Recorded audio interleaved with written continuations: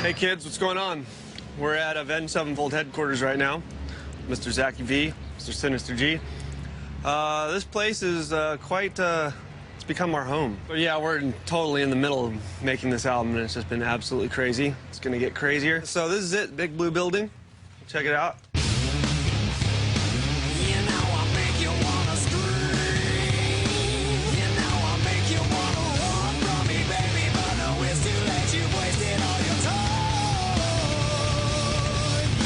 The clarinet stuff. See, I'm making my airtime. Oh, yeah! He's sitting down too. Oh, really? Oh, yeah! All right, put the mic down towards him. Are you gonna sit for this one? Oh, yeah!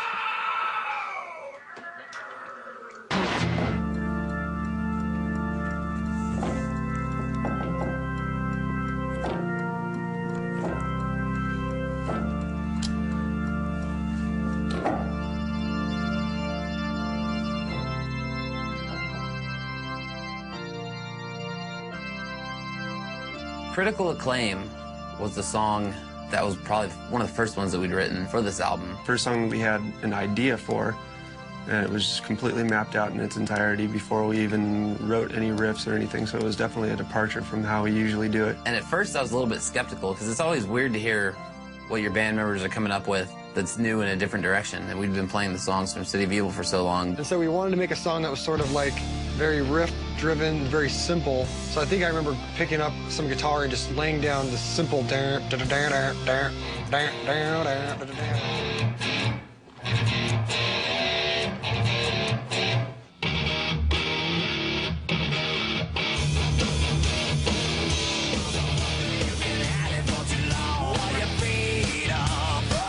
Matt saw the demo all along and knew how it would turn out, but it wasn't until we got in the studio and started adding layers and just making it huge and really working on the lyrics. It was one of my first times really collaborating with him on lyrics, and we just wanted to get a really good message across. How does it know? You don't know.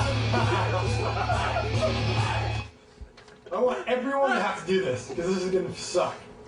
So how does it feel to know that someone's kid in the heart of America has blood on their hands defending your rights, maintaining your lifestyle, so you can tag his family's existence? Yeah, dude.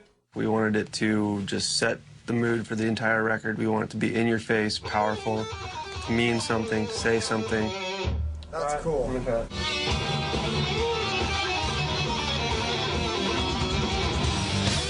Kind of one of those songs that you can be driving around and it'll just really slam right off the bat. Critical Acclaim turned out to be like the heaviest, fucking craziest song we've ever laid down. That's what we want right there.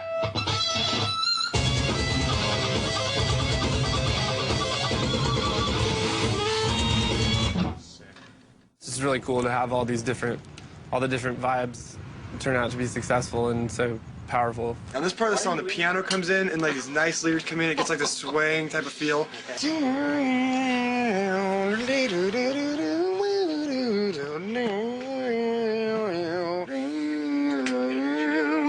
Very like moving, you know, like it's got to be floating. And then you kind of do like,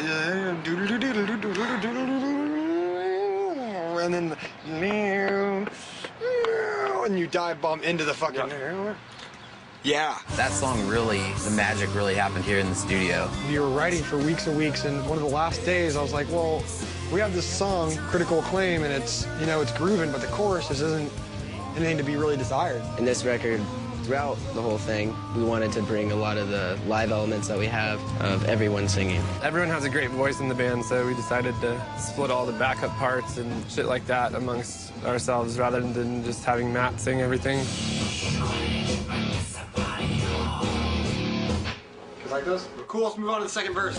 When we were demoing the song, the Rev sang the vocal melody to the chorus. And the Rev had this very simple chorus with a couple chords, which is the chorus you hear today, and he's all letting it down. When it came time to actually track it, it was definitely an element that we wanted to have in the song was the Rev coming up in the chorus, something that we haven't done before. He laid it down, sang this thing, and I was like, dude, you sound awesome singing it. You should sing the chorus.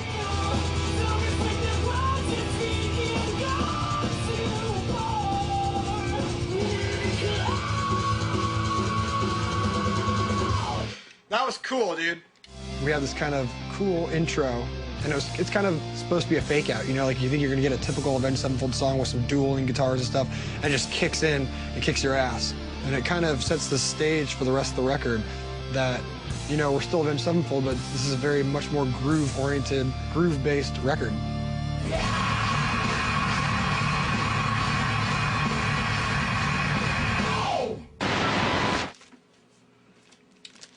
Fuji's.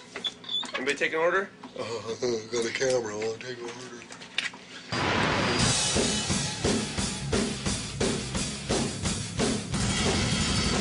Almost Easy was a song that the Rev came to the garage with where we were demoing out the album. Jimmy, like, you know, went into hiding for a while. Didn't really go into hiding, but he went and started writing. And he's like, I got a song, bring it to you guys and show you it. So he comes over one day and Almost Easy has been written. He started playing this guitar that we just didn't know what he was doing there yet. We were listening to it, we were kind of smiling, you know, like, where's this going? And when you see the drummer play the song, it doesn't really come across as great as it could be, you know. He's like, oh, I can do that riff so good, and just imagine it. Brian refused to play it. He just refused to play it. He didn't like it. He thought it was just cheesy, and at the time it did sound a little cheesy because it was just, you know, one note.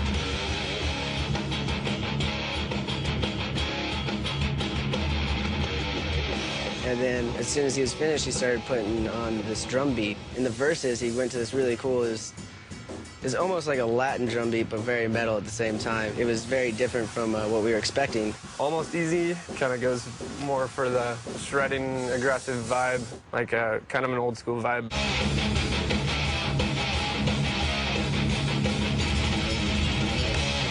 Has a lot of new contemporary flavor to it, thrown in shit like double ride.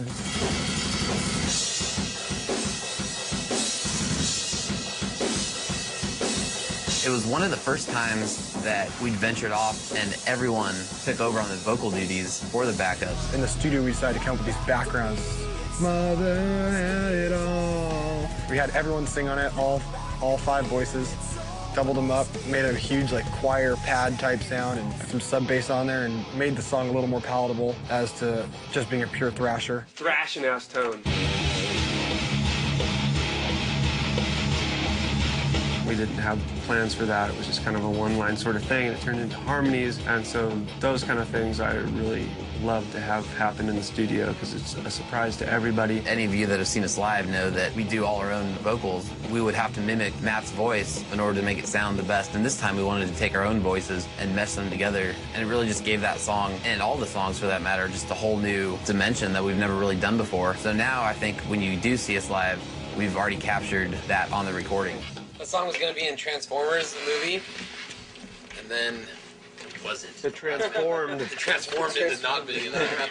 And lyrically, it's about people mess up a lot in their life. They fuck up all the time. And it's easy to forgive those. Sometimes it's easy to forgive those people, sometimes it's not. You know, it's always easy to say you're forgiven, but deep in your heart, you don't really want to forgive that person because it's almost easy, is the catchphrase. It's almost easy to just say, okay, you're forgiven, or it's almost easy just to let go, or it's almost easy just to give up. I'm holding in my internal organs have just failed. It's a massive internal failure. Like, I can feel, usually one of them will pain as opposed to, you know, another, but they're all going, yeah, they're still going. Wait! They're still going, dude. No, you just gotta fucking, like, hey, come on! You know, like the old Nintendo system where you gotta fucking just be like, hey, come on, play the game.